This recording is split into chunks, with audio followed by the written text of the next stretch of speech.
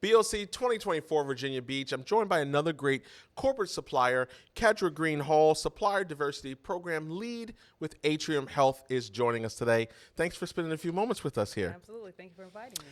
So you've got an interesting story. This is great because not only have you been affiliated with CVMSDC for over a decade, you've got an interesting story because you've kind of seen both sides, MBE side and in the role that you're currently serving in now.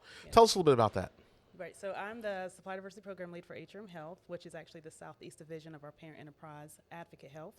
We merged with several hospital systems over the past few years, but the most recent merger was the largest, which which created the third largest healthcare system in the nation. Oh, wow. And so the Southeast Division is still present as far as an RPO relationship with CVMSDC. So we do have a long-standing relationship, corporate relationship with CVMSDC, Dominique and her team, 20 plus years. Oh, wow.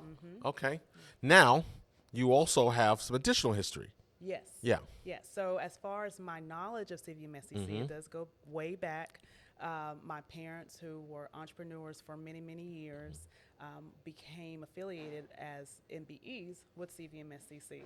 And the CVMSDC forged a lot of relationships for them. And so I saw the struggles, the joys, the lows of being entrepreneurial life. Yes. But I also saw how it benefited me. And so that is why Supplier Diversity became my life's work. To create generational wealth, benefits for the community, opportunities, and to just continue legacies and creating opportunities for jobs, substantial growth, economic mobility, and so much more. Wow.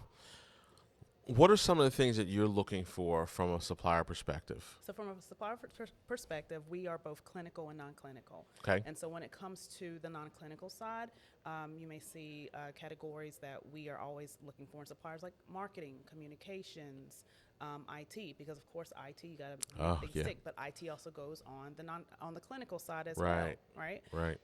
And with the recent merger, I mean, our supplier base has definitely grown. And so we also look for food services to serve all of our clinics and all of our hospital systems. Okay.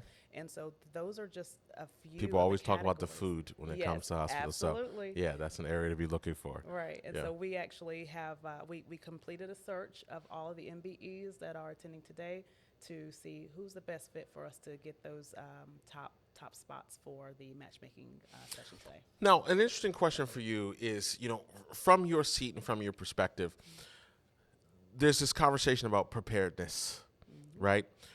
What are some of the kind of hot button things for you that it's almost like this person's interesting, or like what creates that in an environment, particularly in a matchmaking environment where you have a few minutes to kind of get engaged? You really got to, there's the paperwork and the qualification aspect of things, but then there's kind of the gut feeling when you're interacting with somebody. Right. What are some of the things that you kind of look for that become, they could be interesting for us? Yeah, so it goes beyond this specific category that we're looking for. I also want to know their story. Yeah. Why are you in this business? What is your motivation? And it's usually that story that is going to catapult that business to substantial growth. Because if you're just in it just to make money, then you may end up in something that you really don't like. And that's not always going to lead to success. And it's not going to be helpful to you at the size of your organization to be working with someone who maybe is not in it for the long haul or is not committed to innovating their product or service. That's correct, because success is not always about money, but it's also about happiness as well. And so therefore, I want to know their story. I want to know their history, just to get to know them a little bit more, warm them up, and then we can lead into the conversation about their product or service offerings. What does their team look like? Where are they based? Yes. Yeah. That makes a lot of sense. What would you say to somebody who's, considering coming to a BOC event? Come prepared. Make sure that you are ready to do the work, have conversations, meet people, shake hands, be your genuine self, and also come with your business cards and capability statements. One thing that I can say is you should not show up empty-handed to any networking session, right? Always make sure that you also have a website. That is usually the first thing that people want to see. That's good. Yeah. Yeah. Right. Yeah. Because if you have a $25 website, I think you got a $25 business. There you go. Yeah. And also invest in your domain. Invest in your business. gmail.com. I understand. And all it about tells me money one thing saving. immediately, right? Right. It tells me one thing, right? That you don't have a professional email, which tells me more things, Yeah, right? it's kind of a, it's a flag. yeah, It's a and it's like flag.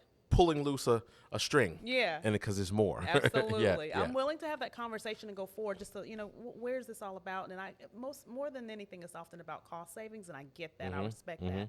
But invest in your business, especially in personalizing it with that domain. Penny wise, pound foolish, as they say. Exactly. Well, thank you for spending a few moments with us today. Thank you for the opportunity. Absolutely. BOC 2024, more great interviews with great suppliers and MBEs coming your way.